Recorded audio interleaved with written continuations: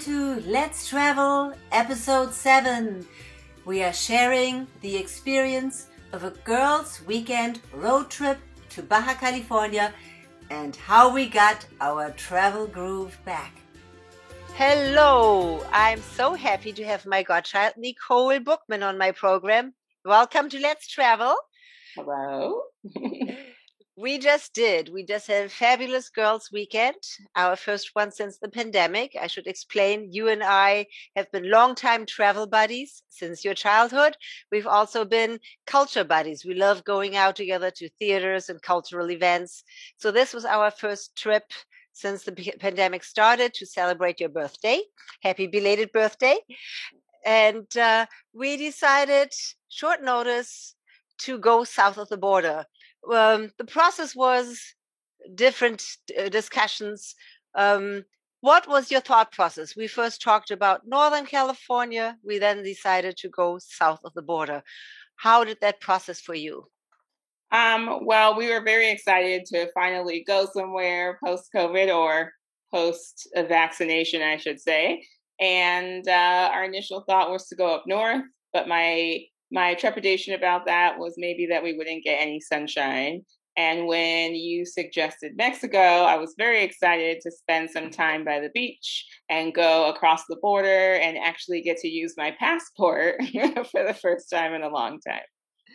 And we live in Southern California, so we're just a hop, skip, and jump, plus the traffic jam to the border, which made it easier for us. Of course, it avoided airplane problems, it avoided all the hassles in an airport at this point in time, or the serendipity of missed flights, etc. I had seen friends of mine posting the same trip, basically, that then we copied more or less to Baja California. And my friend Rigo had a wonderful experience. So did we. Everything was pretty easy. We went through a lot of preparation. On my end, I always get the extra insurance for my automobile, because even though American insurance may cover you south of the border, in Mexico, that's not accepted. So I get that extra supplemental insurance for south of the border for my car. And we did a lot of research to see where we are comfortable. We selected an Airbnb condo in a gorgeous, secure complex with an amazing ocean view. And it was a very high-end, very, very well-kept place.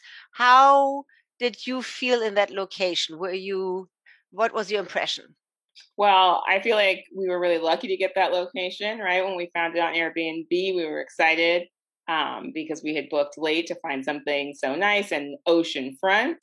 The complex was very secure. We had our own garage area, opening up our wonderful sliding glass doors, and there was the ocean right there. So it was great. It was really a nice place to be for a vacation in Mexico. And I have to say, I had been on Airbnb and I didn't see that place because it probably just came back released because you checked in to see some places I was looking at. So our advice for everybody out there, if you don't see right away what you're looking for in Airbnb, check back in, because we feel that we really lucked out. When Nicole logged into Airbnb, she says, what about this one? It's oceanfront. It has an amazing view. It's got comfortable quarters. It's got a bathroom and a second powder room. It is fully equipped. It had not been in my feed, but it was in your Airbnb feed. So for those of you who don't find everything immediately, check back, because we booked short notice and we still managed to get a great place that probably had just been released for rent for our time frame when you went on, because I hadn't seen it and it wasn't in my Airbnb search results. So yes, wonderful place, lots of security, very friendly service. But it was really good for us, two women traveling alone, to have a gated place. The security officers were extremely gracious and kind, but also very present. They also had security all around the complex at all times. We saw not intrusive, but sort of attentive, walking around, making sure everything was safe. And we really felt safe. And we felt safe sleeping with the slider open with the ocean waves. And it was reassuring to see the people walking around and knowing that everything was getting an eye kept on it. I have allergies. I can't eat any milk products. I'm dairy intolerant. So we had to do some research about our food situation. We had breakfast in our condo. We did go out for lunch and dinner. Actually, for dinner, we ended up doing something else we'll mention in a minute. You were more in charge of picking dinner places. You're more used to that. I'm a home cooker a lot. How did you find those places? And we had an amazing experience in every place we went. First night, we selected the Popotla restaurant and bar in the village of Popotla. How did you find it? What did you think? Well, we did start looking through the list that our Airbnb host had kindly left behind for us to give us a direction of where to go. But I actually found that I think that Popotla place on Yelp, right? I just searched the restaurants that were around me, like I'm used to doing with my friends here in the city. And it gave me a list of things, and I could search through and see what the meals look like and see the reviews. So that gave me the feeling of like, oh, this place is going to be nice. It's got 4 stars. Let's go there. It was right on the water, beautiful glass front windows, very nice service. Note to everybody, I do speak Spanish fairly well. I'm quite proficient. So our staff, wait staff person did not speak English. However, for those of you who are going, there are English speaking staffers, so you don't have to speak Spanish necessarily. And I immediately mentioned that I was lactose intolerant and need to eat dairy free. She knew the whole menu. She knew what goes into every ingredient. I had a feeling that she was very well informed about what I could eat and not eat and how it could be adapted. She took great care of me. I had smoked marlin tacos, something you don't necessarily get north of the border. And we had appetizers and we had a wonderful meal that was very well presented in a gorgeous location. So, and it worked out for both of us extremely well, with a wonderful location and great service. The next day, we did the total tourist experience. We headed out for a late lunch and browsing and sightseeing to Puerto Nuevo. It's called Puerto Nuevo. It's the lobster village that everybody knows. It's quite touristic. It was your first time there. What did you think? I thought it was really well organized. It was easy to find parking. At first, I thought we were going to have to find street parking on the side of the highway, but it was really well organized, like I said. And I loved how you just felt like immersed, even though it is tourist land, in the people being around, right? You had cars coming from Utah, California, Arizona, and you also had native Mexicans there as well. So it really felt lively. I did end up buying a very beautiful hand painted hat. I just loved the commotion and the ocean view. Who doesn't want lobster by the ocean? Yeah. And again, we went to Villa Ortega, one of the most famous restaurants on site. When you're walking down on the left-hand side corner, oceanfront, gorgeous outdoor seating. And again, they obviously cook when you order, not before, because again, they could adapt lobster to dairy free very easily. Service was great. And we had a lobster dinner or lunch, afternoon meal for 2. 2 lobsters with all the side fixings and beverages for roughly $50, which you would never get in the United States at that price, I think.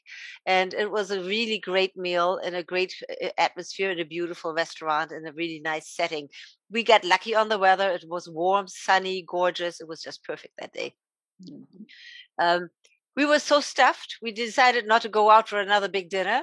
So we ended up buying some food at Calimex. Calimex is a very nice supermarket that offers everything, including a fresh bar for where you can buy cut fruit, freshly prepared ceviche, salsas, and everything else you could possibly imagine. And since we had a full kitchen, We actually didn't have to cook. We didn't go. We could have. It was so equipped. We could have fixed complete meals. But hey, we were on vacation. So, but that supermarket was a great idea because it was nice snacks. We had a nice dinner with some salads and fruits and fixings, and didn't have to go out again. Just lounged in our beautiful apartment. Then Sunday, to me, the most memorable experience, because I had done the other things before and I always fun. And it was just so great to just go, whoa, passport, and going to a total change of scenery and a total change of vibe. It was really, as you said, it's just more exciting than another road trip within California. And on Sunday, we went to a restaurant that Rigo had told me, honey, you have to go see it. And we did. It's called Fauna, and it's part of Bruma, a new winery in Guadalupe Valley in the wine country just south of the border between Tecate and Ensenada.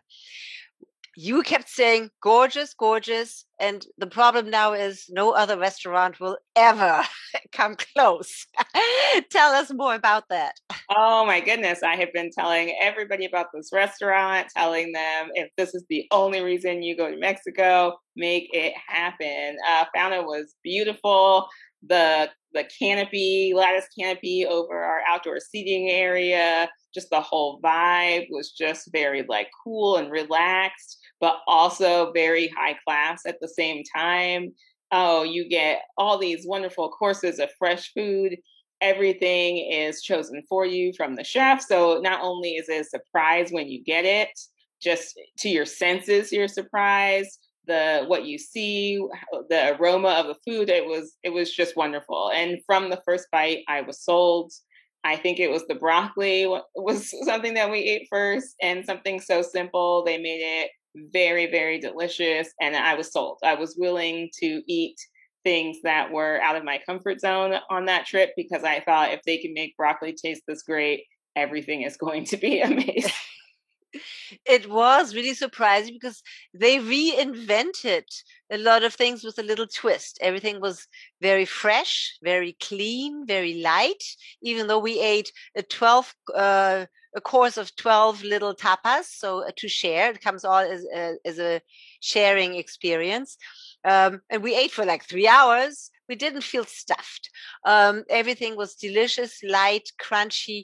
That broccoli had this little broccoli cream without dairy, and it had like lightly smoked flavor to it. It was just amazing. I mean, everything was just amazing, and the atmosphere all around, the decor. It was just this all-inclusive, luxurious experience that was just for everything, for your taste buds, for your eyes, for your ears. For your soul. Yes, it was just soul and heart. It was just amazing. I can't wait to go back there. I've told everybody, you have to go to Fauna. It's definitely a must do. And you already Googled how to get there. What's the fastest way from Southern California to get to Fauna? I don't remember was it Otay? What's the border crossing? Otay Mesa? Alta Mesa, there we go. You can either go that way or you can go through Tecate, and you cut right through the valley on the road that we were actually on, but coming from the opposite direction. So it's about an hour and a half, I believe, coming in. And which is faster than going down the coast first, which is what we did, because we were staying on the coast.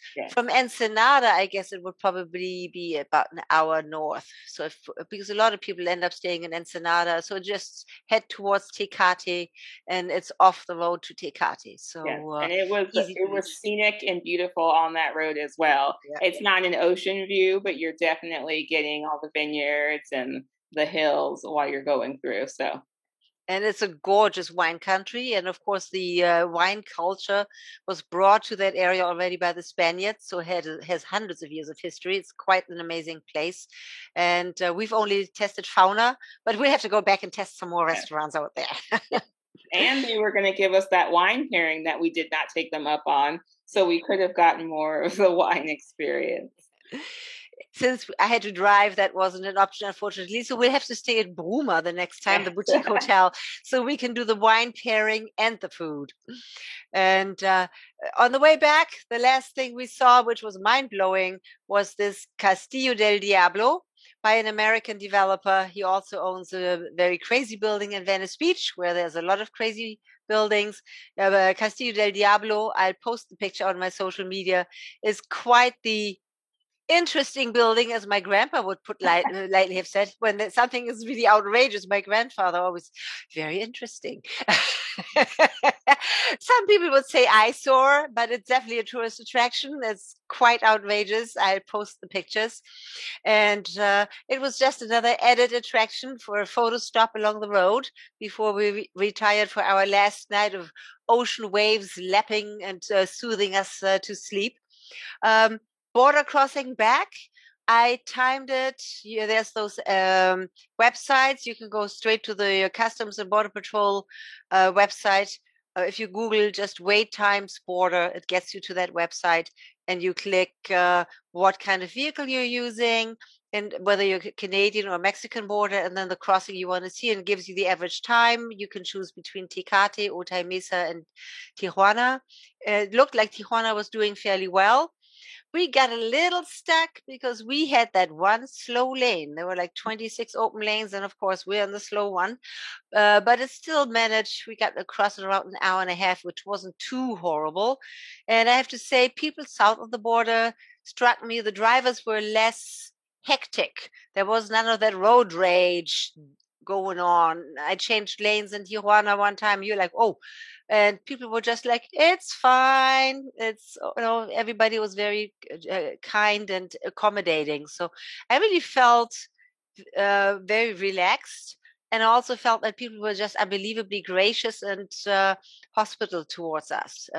Everybody in Baja was just really attentive, gracious, kind, and happy to see us. So I felt really relaxed. It was just too short, and I can't wait to go back.